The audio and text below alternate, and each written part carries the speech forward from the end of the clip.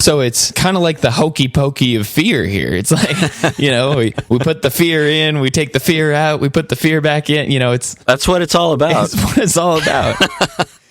It's like a fear sandwich. A fear sandwich. Well,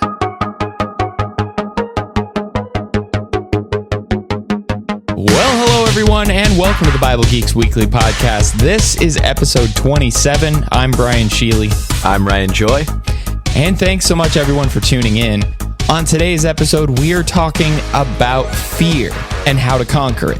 We're going to look at Jesus' powerful miracle in the book of John about walking on the water. But before we do, let's start off with our Jesus Said segment. And you've got a verse for me this week? I do. It's in Luke 12, beginning in verse 4. Jesus said, "I tell you, my friends, do not fear those who kill the body, and after that have nothing more that they can do. But I will warn you whom to fear. Fear him who, after he has killed, has authority to cast into hell. Yes, I tell you, fear him. Are not 5 sparrows sold for 2 pennies? And not one of them is forgotten before God. Why, even the hairs of your head are all numbered. Fear not, you are of more value than many sparrows." What do you think? Jesus is really dealing with the physical versus the spiritual. He's trying to take their mindset out of earthly fears into what you should really be afraid of. It kind of reminds me of the miracle when Jesus healed the lame man, how he really meets that man in the temple and tells him the thing he really needs to know. Yeah, I healed you from your lameness, but what you really need to do is stop sinning. And here, Jesus is telling his disciples, don't be afraid of earthly situations, people who might be threatening you. Who you should really be afraid of is God. And that seems to be the implication here, because after he is killed, has the authority to cast into hell. I mean, who else has the authority to cast into hell? Yeah. So it's a shift of mindset. It's changing our focus. It is so easy just to get wrapped up in earthly fears, to get wrapped up in what things seem to be on the surface. But here Jesus is saying that's not the most critical thing you need to think about. What you really need to think about is fearing the one who can actually throw you into hell for all eternity. I think of this passage in Isaiah that I think Peter references in 1 Peter 3, where he says, "Have no fear of them, those people who would trouble you, but in your hearts honor Christ the Lord as holy." And then he talks about being prepared to offer a defense. But in Isaiah, he says, have no fear of those people, but instead tremble at the Lord, have fear of the Lord. And if you fear the Lord, then you can not worry about other people, you can honor him, and then you can have actually security in that fear of the Lord, because that fear is a basis for a relationship with him. And I think that's that second part of this Jesus Said passage is God values you. God thinks of you as more important than a sparrow, and he takes care of the sparrow. He's going to take care of you. So fear him, don't fear other people, and he is the one who's going to take care of you. It gives me that parental idea, you fear your parent, even though they're the ones that are going to take care of you. Sure. You fear your parent, but you trust them, and the fear is not the primary basis of your relationship with them. Security is the primary basis, but whenever you interact with them, there's always that respect. Seems like it's a different kind of fear, that like he's talking about 2 different kinds of fear here. Mm-hmm. Because he's telling us to fear God, which seems to be more of a respectful, honoring kind of fear. But we don't have a respectful, honoring kind of fear of, let's say, somebody who's threatening to kill you. That's not the same kind of fear that we have for those people. Mm-hmm. But I think it's also interesting here, too, in this verse that he says, do not fear in verse 4, but then he says, fear him in verse 5, and then he finishes it up by saying in verse 7, fear not. Fear not. Yeah. So it's kind of like the hokey pokey of fear here. It's like, we put the fear in, we take the fear out, we put the fear back in. That's what it's all about. That's what it's all about. So it's like a fear sandwich. A fear sandwich. Yeah. Yes. And so on one hand, in order to not have fear, we have to fear, which is kind of paradoxical. It's kind of hard to wrap our minds around, but I think it's easier to walk away with a good understanding of it when you see that there are probably different kinds of fear here. God is going to care for us. He's going to take care of us. He values us, so that leads us to trust him. Both fearing the Lord and trusting the Lord to take care of you providentially begin with recognizing who you are in light of who God is. Mm-hmm. It's about an ordering of the hierarchical structure of the universe. We put ourselves in this higher place. We put other people in higher places than they belong, and we fear them. We fear all these other things. And in the same way, we also neglect to trust the Lord, and we neglect to fear the Lord whenever we don't see that he is reigning. We are down here. And I think that's what the fear of the Lord really is about, is seeing who God is and placing yourself under him, just seeing the reality of the situation, which is we are so far under him, we should fear him, we should reverence him. There's no reasonable thing but to recognize who he is and tremble. And once we do that, then we can also recognize there is nothing else to fear. And if I'm in good relationship with him, if I know who he is and I submit myself to him, then in that surrender, I can find peace because of who he is. Well, it's a good way to kick this off in this discussion about fear. Yeah. So let's continue on in our next conversation in a segment that we call Here's Your Sign. Here's your sign. So we're looking at the miracles of Jesus, and here we are at the fifth miracle of Jesus.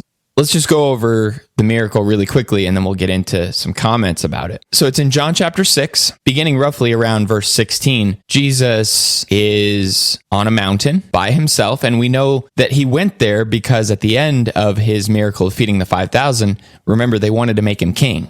And he doesn't want to be the king. Well, he wants to be the king, but he doesn't want to be that kind of king.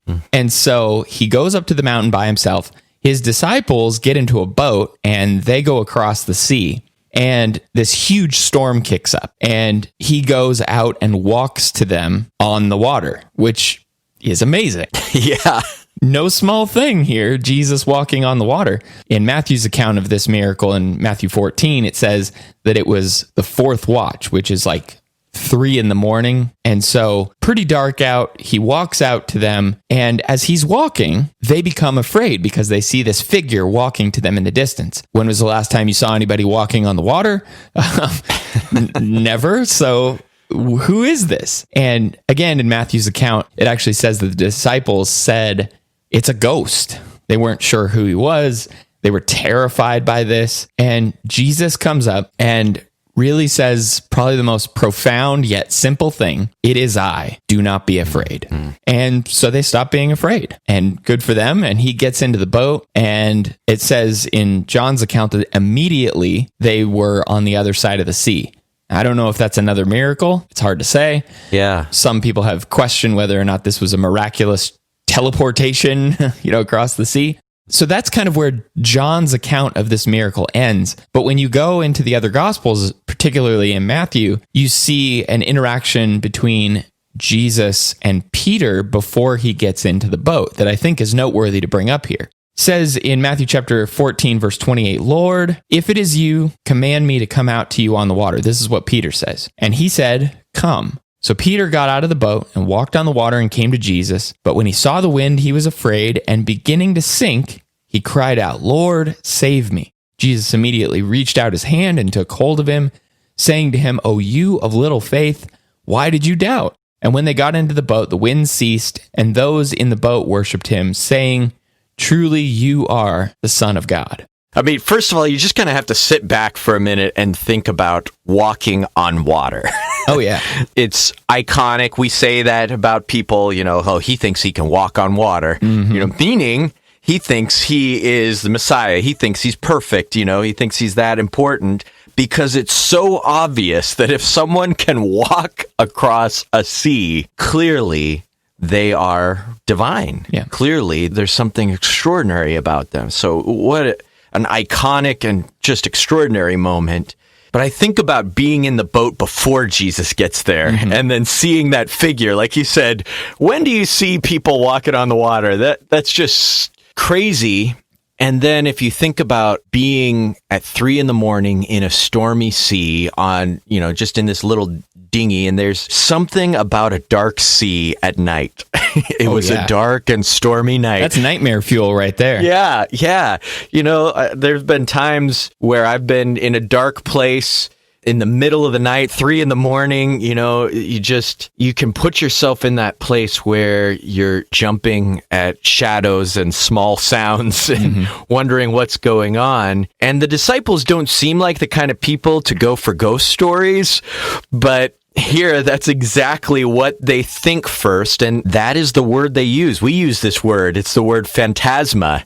It's a ghost, they said, Matthew 14:26. And you can just imagine that panic in yourself. Right. And you can imagine that panic at any moment that we might have. Lots of things that bring us fear, whether it's our kids being in danger, you're about to do a presentation for a bunch of people, you're about to, if you're not used to speaking in public, you're afraid that, sometimes just the fear of rejection. The fear of rejection is really powerful. Yeah, the fear of failure, the fear of death. Even as Christians, a lot of times you're still working through those thoughts about the unknown. And so whatever you're fearing, you can put yourself in that moment with them and then see Jesus coming closer.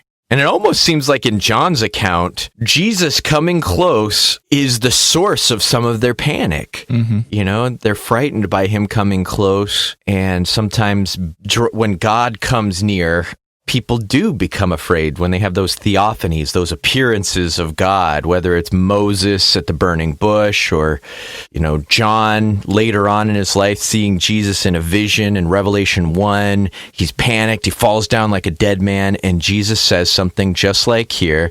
Look, I am the first and the last. I am who I am. Take heart. Don't fear. Don't be afraid. And so he says in Matthew's account 3 things. Take heart, which means find courage, be cheerful, be okay, trust me. It is I, literally, I am. Young's literal translation says, I am he, but he is italicized. That word isn't there. It's literally, I am. I'm here. It's me. We've heard that word before. Yeah, so there's something really powerful going on maybe there. And then he says, don't be afraid. Take courage. And later on, in the book of John, in John 8:58-59, Jesus is going to say those words that here are translated, it is I, and people are going to try to stone him thinking it's blasphemous. When he says, before Abraham was, I am, right. Ego eimi. This phrase that he uses here, it could be just a regular phrase, and surely the disciples didn't think a lot of it, except that he's identifying himself as the one that they know. When you read it in the bigger context of the book of John and those 7 I am statements, and this statement in John 8 where he says, I am, which is the name of God, and that God gives in Exodus 3:14, I look at it and I think, maybe we're meant to take more from this than just him saying, hey, it's just me. Especially that maybe John, whenever he remembers this and places that there, he leaves off one of the things Jesus says, the take heart, and it kind of even emphasizes more this thing that Jesus says, I am. In Matthew's account, they say at the end of this whole encounter, truly, you are the Son of God. Yeah. Now, him walking on the water and even seeing Peter walk on the water would have given that away. But I think even just from his words here, they probably are seeing that too. Absolutely. And he is doing what, of course, only Yahweh does. And the Old Testament talks a lot about Yahweh doing these very things, figuratively, that Jesus did literally as he walks through the water. Job 9 and verse 8 and Psalm 77:8 and Isaiah 43:16 talk about God walking on the sea.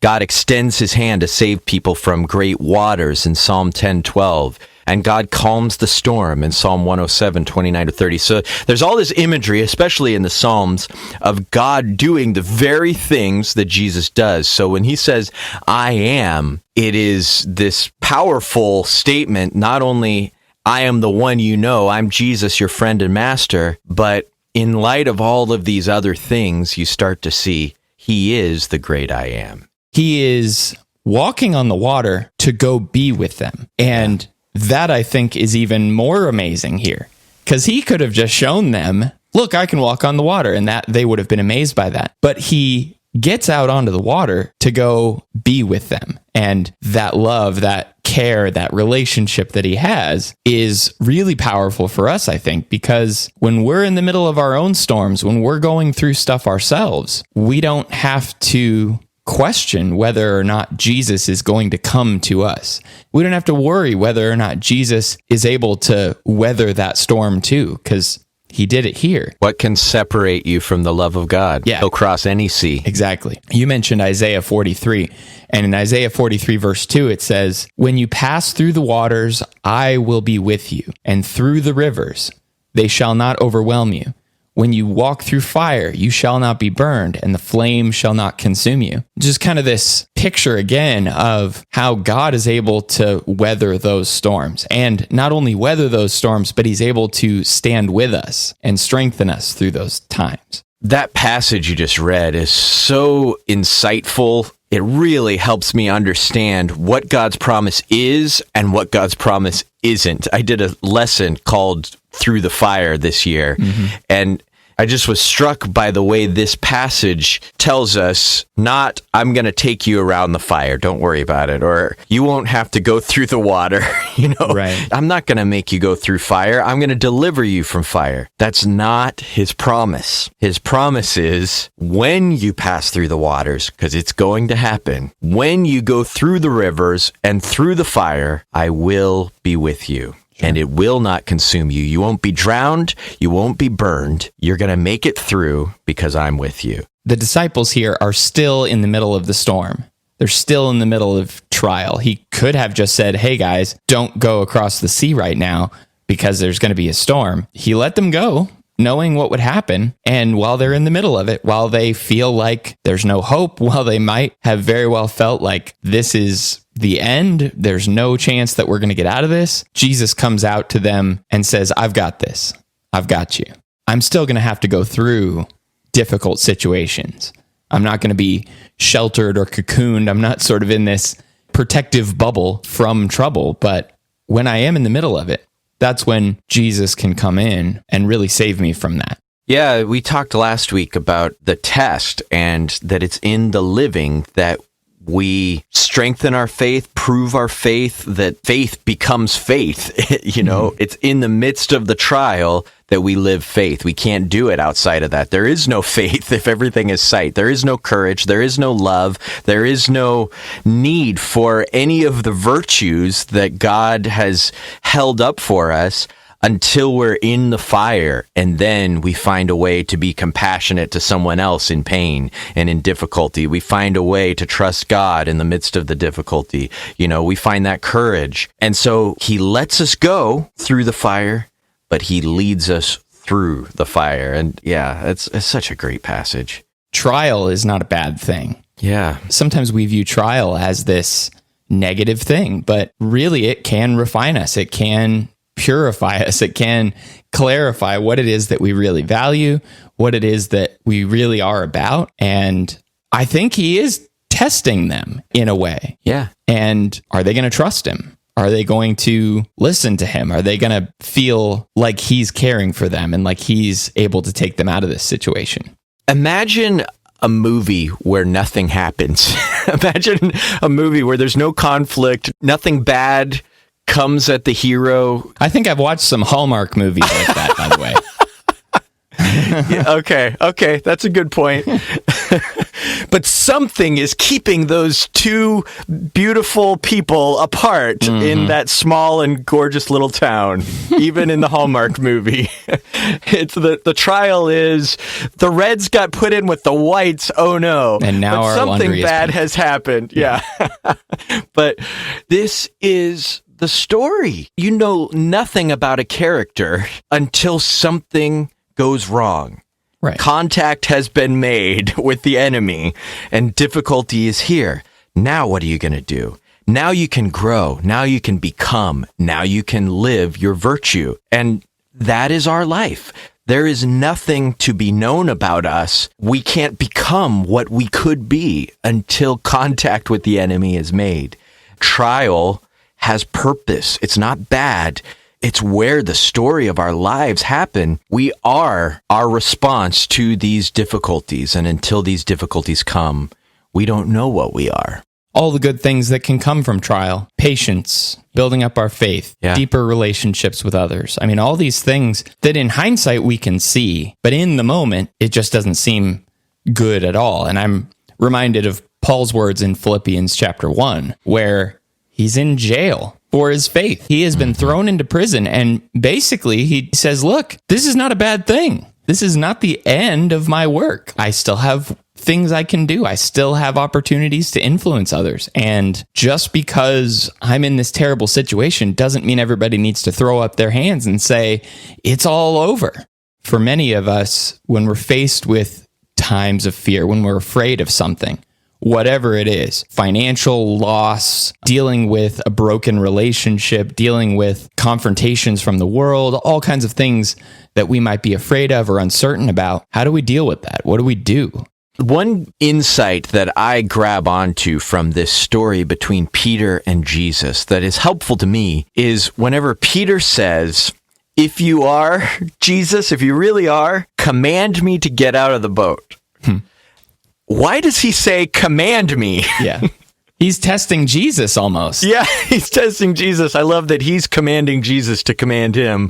But why is that even so important that Jesus command him? You know, he's right there. He's standing. You can see his face, but he wants a command from Jesus. Sure. Because if Jesus tells you to do it, then surely you're going to be okay when you do it. If Jesus says, do this, then I can do it with confidence and find a way to know I'm secure in my obedience. It's whenever you get out of the boat and Jesus isn't there, man, you're on your own.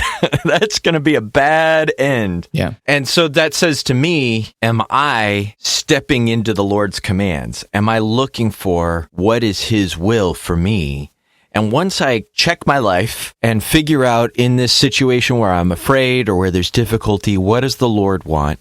And if I just kind of simplify things down to the basics, like the song we sing, Trust and Obey, if I just do the thing that I know I should do, and if it's scary, it's scary. Getting out of the boat and stepping onto a stormy water is scary, but if it's in his command, then I can steel myself not in my own strength, but knowing I'm just obeying Jesus. He's not going to abandon me in my obedience. Peter just constantly surprises me with his responses to situations. I mean, I would never in a million years have thought to ask Jesus to let me go out too. I never would have thought that. Yeah, me either. But Peter he's all about it. I want to get in on that. I want to be out there with you, Jesus. Tell me to come out. You can't make this stuff up. No, you can't. And it really does highlight how much Peter trusts Jesus. He trusts that, well, if Jesus says I can walk on the water, then I can. I do also love the fact that Peter is not presented as this perfect, faithful person either, because in that story, he also has difficulty. And I think that's another thing we get from that. Sometimes in the middle of trusting his commandments and doing what he wants, we get sidetracked by more fear. You know, he was already afraid when he saw Jesus. He has confidence now that he recognizes him. He tells him to come out. He gets out onto the water, and then he has fear again. And so that's also super relatable for me, because in one moment I can be trusting the Lord. In one moment I can be unafraid, and then I just get distracted and I see the wind, I glance away, and I start to sink. Can you imagine being a Christian as the Gospel of Mark starts circulating and meeting Peter? You know, you're that guy. It's like the first reality star of the Christian movement. It's, oh, you're Peter. I know you. I know about you. Man, you had some good moments, but you blew it a few times. It's just funny. It serves as an example, even in his failure. I think there is something to be said about being honest and opening up about how we've messed up, you know, because we learn from Peter's failure here, and people can learn from our failures too. Oh, I fail all the time. You know, there's constantly stuff that I am doing that kind of seems similar to what Peter does here. I get afraid, I get distracted, and I begin to slip and I begin to sink. And people were able to learn a lesson from that in Peter's life, just like we are today. And people can learn a lesson for that from our lives too. Yeah. What am I afraid of? What is it that keeps me paralyzed? What is it that I am uncertain about or that causes me to freeze up or lock up? And in thinking about the things that I deal with, there are times where in those fearful moments, it is really helpful to go back to maybe a touchstone verse or something in the Bible that can help us get out of that situation. And there are so many of those verses. There's so many verses throughout the Bible where you look at that and you say, well, if they weren't afraid, I shouldn't be either. And I think one of them for me is John chapter 14, verse 27, where Jesus says, peace I leave with you, my peace I give to you, not as the world gives do I give to you. Let not your hearts be troubled, neither let them be afraid. Jesus is the source of peace. He's not the source of peace the way the world would give it, but he's the source of peace that lasts and that can't be shaken. And so we shouldn't be afraid, like we talked about in our Jesus Said segment, about what people can do to us and these situations of life. We really just need to trust the Lord. Yeah. I'm giving you a different kind of peace, a peace that's going to surpass understanding, as Paul says. Let not your hearts be troubled, neither let them be afraid. Yeah, there's a lot of power in just having one of those power verses, one of those stabilizing verses that just comes to mind whenever you're struck in a moment of difficulty, when you're jumping and looking for phantasmas and thinking something is around the corner. I don't know what it is. The other shoe's going to drop. Everything is going to fall apart. We have to find a way to hear Jesus' voice say, it is I, don't be afraid. Yeah, and I think for me, sometimes a lot of the fears might come down to financial situations. Maybe that's relatable for anyone else. Am I going to have enough money to make it through this month? Am I going to be provided for in the way that would be beneficial for my family? And another verse that really helps take care of those situations is Hebrews chapter 13, verse 5, where the writer says, keep your life free from love of money and be content with what you have, for he has said, I will never leave you nor forsake you. So we can confidently say, the Lord is my helper. I will not fear. What can man do to me? Don't love money. Don't love possessions. Don't love this earth. Don't love this life, because God's never going to leave us. He's never going to forsake us. And that brings us confidence to know that he's helping us. There's no reason to be afraid when he's by our side. There's no reason to be afraid when Jesus is in the middle of the storm and has the power to say, peace, be still. And maybe that'd be a good challenge for us to each find a verse, a powerful verse, to help us overcome fearful situations and memorize it. All right, everyone. Thanks so much for tuning into the Bible Geeks podcast. You can find us on our website at BibleGeeks.fm. You can also follow along with us on social media. We are /the Bible Geeks, wherever you might find us. And don't forget, we are currently posting every weekday the Bible Geeks Daily Download. So if you want to go check that out, go ahead and find that at BibleGeeks.fm/daily. And until next week, everyone, may the Lord bless you and keep you. Shalom.